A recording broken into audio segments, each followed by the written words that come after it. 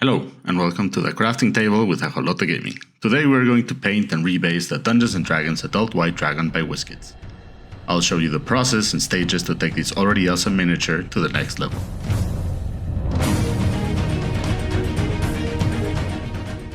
In this video, I will show you how to make a base using real stones, and I'll pin the dragon using wire structures to make sure the base supports a heavy plastic dragon. Then I will repair the dragon gaps, seams, and the hole left by the flight stand. Then paint and detail the dragon to a more vivid color scheme using purple and blue glazes. I will mount the dragon on the base and secure it with wire, making sure we get a solid, practical miniature. Finally, I will add paint and snow to the base, which will tie the whole figure together.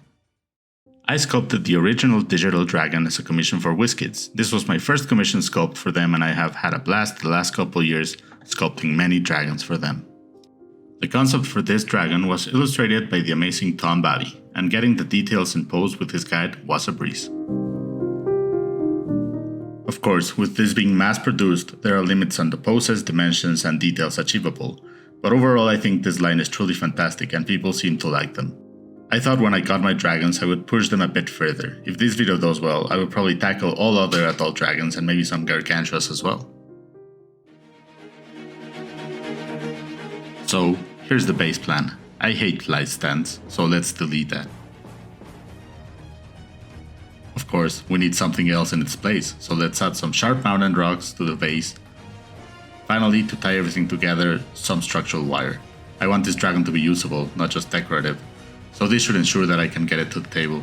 I also want to add something small to make the base environment feel alive, a small fox, living in a small cave under the rocks, about to be terrified by the roar of the dragon. That's it, let's start.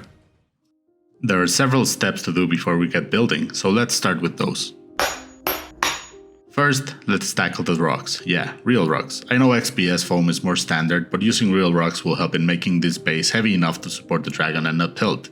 Plus, real rocks have a benefit of already having a good texture, and the randomness is fun to work with.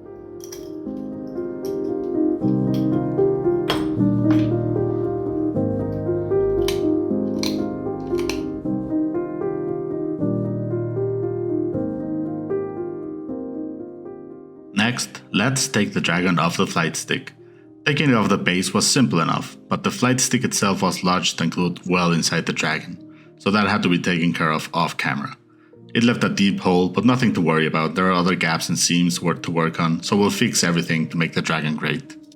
Now, we start piecing together our broken rocks. At this stage, I just want to get a sense of what I'm going for, but more importantly, to choose the one stone, the piece that will support the dragon, and the one that will need some extra drilling and care to make sure it holds.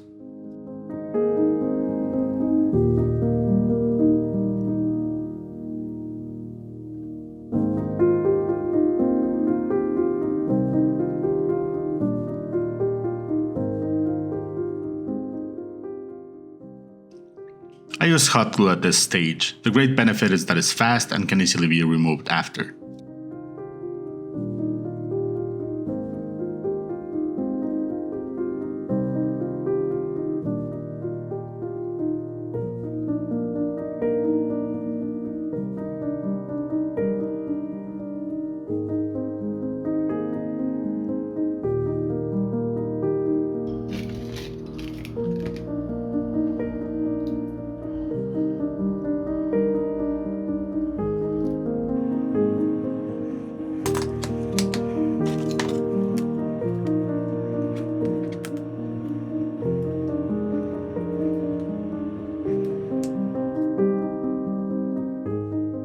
We start work on the main rock, which needs a hole so the wire can go through it and transfer the weight to the rock, while also providing a good resting place for the dragon. I use a diamond dusting bit and start drilling on the rock. I take care of the main drilling part inside a water tub so dust doesn't go all over the table. It also keeps the temperature of the drill bit down, making it less likely that it will break. It's probably overkill, but it's fun.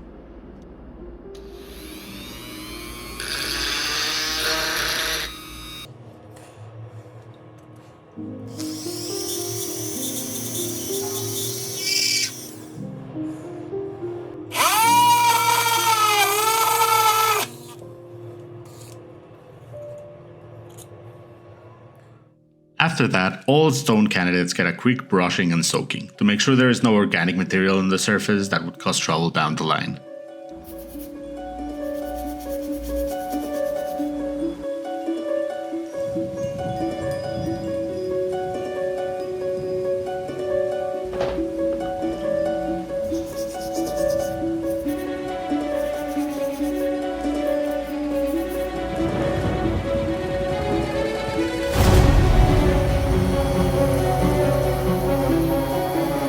The main rock also gets some drilling on the underside. This will allow for small wires to bend under the base and provide extra structure to work alongside the epoxy glue. I am honestly unsure at this point how much these wires help the structural stability, but I know the dragon is heavy. I am taking extra steps to make sure this project lasts long and the piece is usable at the table without me worrying it will break. After the drilling, we insert some wires and make sure to carve some guides with a Dremel plastic disc on the bottom of the base.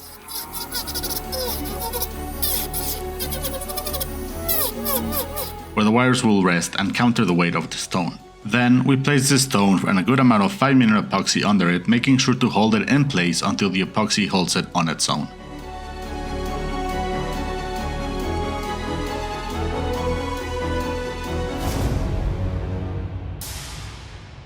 We are now going to add the main support, which was made by twisting some wire. It will connect the dragon and its weight directly to the base. This wire will go through the hole in the rock and bend behind it, where I will later add more rocks to make sure it's well hidden. This wire, like other smaller ones, will go through the base and bend under it to counter any weight on it. Guiding the wire through both holes was a bit tricky, but the result felt quite strong and gave me more and more confidence that this was going to work.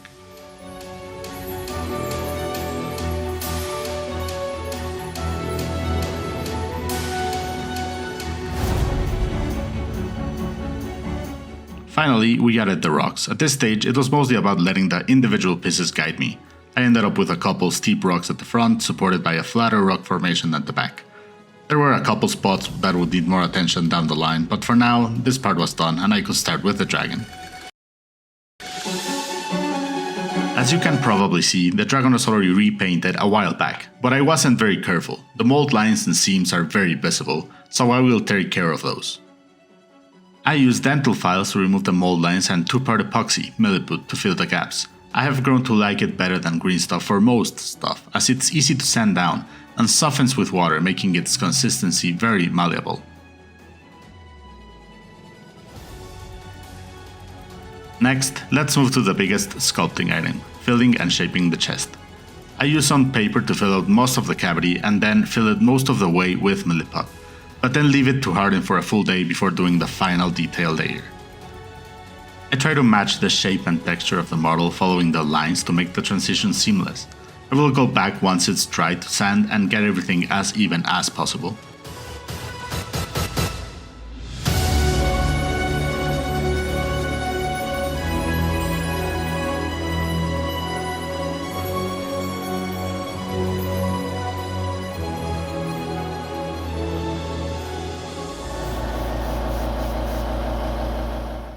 I now move to prime the whole model. Some surfaces I did with an airbrush and some with a paintbrush.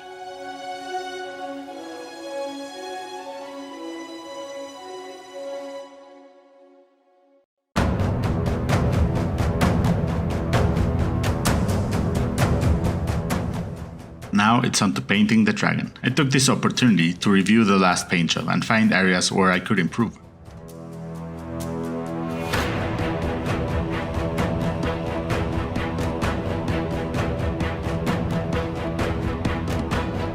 For this process, I use glazes and diluted paint. I use acrylic paints. I prefer Vallejo or Games Workshop in general.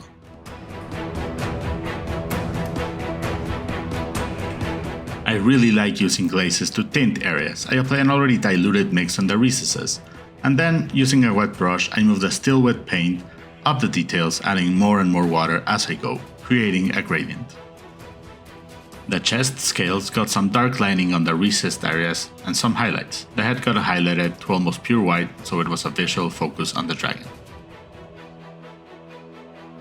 To keep in the amazing concept that was turned in by Tom, I used blues and purples to have a more colorful dragon that is not just grey tones.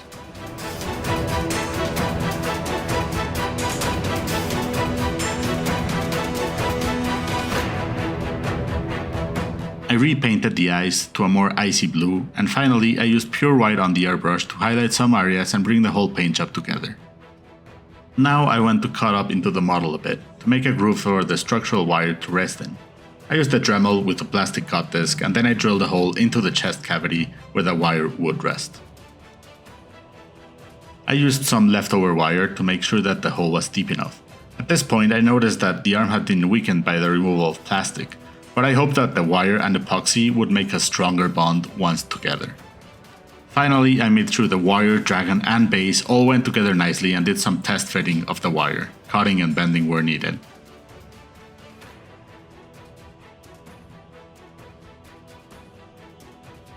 It is finally time to put the dragon in its final pose and glue everything together. I placed epoxy all over the arm and stone, and then positioned the dragon. At this point I moved it around so the weight of the dragon was transferring correctly through the wire to the base, and held it in place until the epoxy glue was hard enough. After all that sketching and figuring out if this would work, I was relieved to see the dragon holds perfectly and stable on the base. Unlike with the chest, I used green stuff on the arm to hide the wire. Here I opted for a softer, more flexible putty, since this area was more likely to see movement and twists, so milliput was at risk of cracking. I textured it to look like the leather underarm and then painted it to match the rest of the figure, taking this opportunity to view the entire underside of the hands and feet.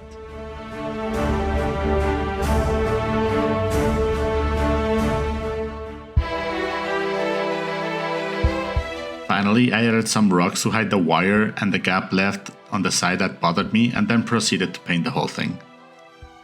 I added some dirt compound as a ground cover. I love this stuff from AK Interactive, especially since it can be diluted with water.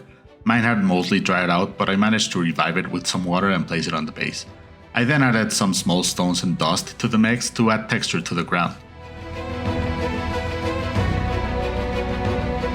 Then I just masked the dragon with a silly putty and tack, making sure that I was able to use the airbrush on the rocks and not get anything on the dragon.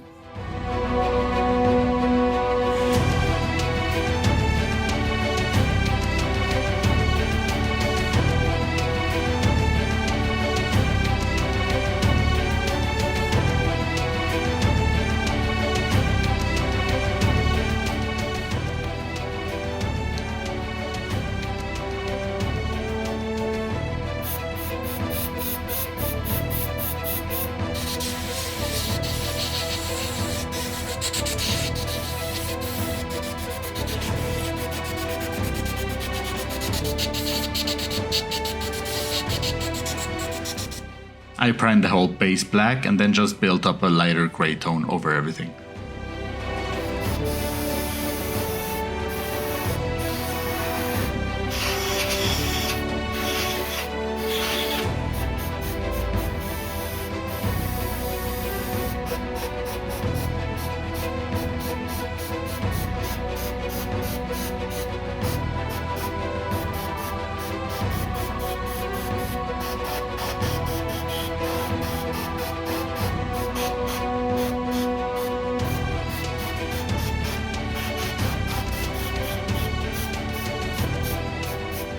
I wanted the rocks to be quite colorful. I used green, blue and brown washes to tint them.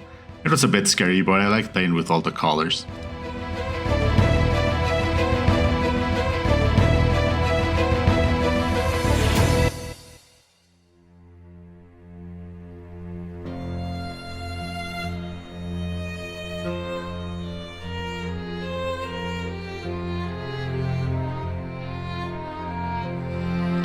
Then I slowly built up gray and then white highlights on the stone using dry brushing.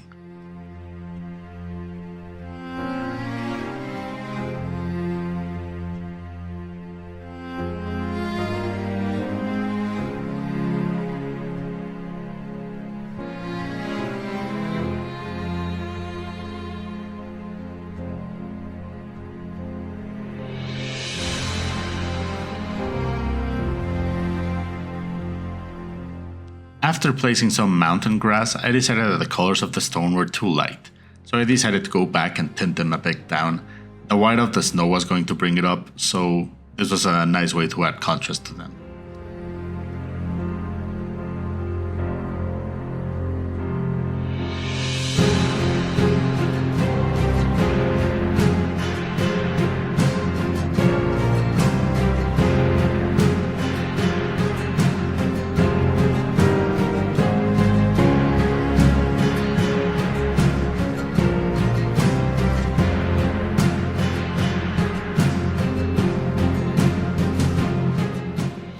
snow, I used mostly woodland scenic snow mixed with PVA and water. I was going for a very sticky consistency for the base layer.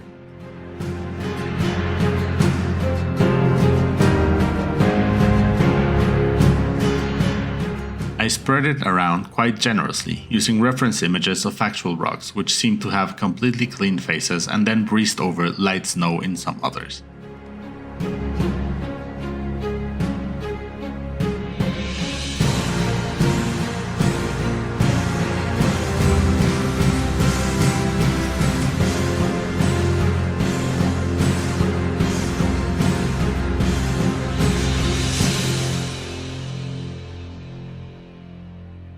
After the first layer had dried up a bit, I laid down some watered down PVA and dusted some snow effects directly on the PVA. This gave more of a fresh snow effect.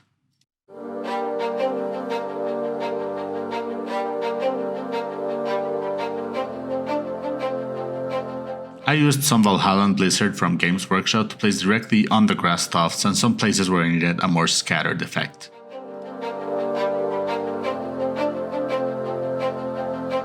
There was some back and forth here. I ended up removing parts of the snow to show more of the stone underneath and built some more generous areas to add texture and layer the same effect until I liked how it looked. This was very much trial and error. I've done snow effects before, but this is definitely the time that I've really liked how it came up. This is just a small extra. I wanted to craft something unique for the base to give it a special touch. I sculpted a small fox. I didn't want to over detail it, it was going to be quite small. I did a quick 3D sculpt in ZBrush and then printed the fox. The small guy is available for free on my Minifactory. I painted the snow fox using a white primer and then adding a sepia wash and some cool tones.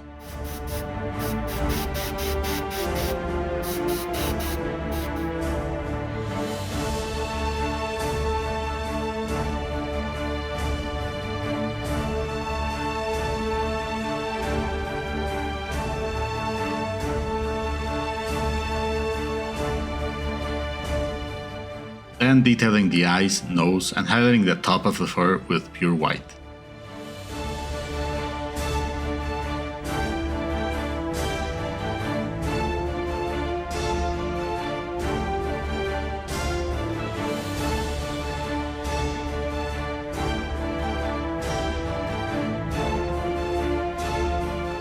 The fox painted, it's now ready to move into its small cave under the rocks.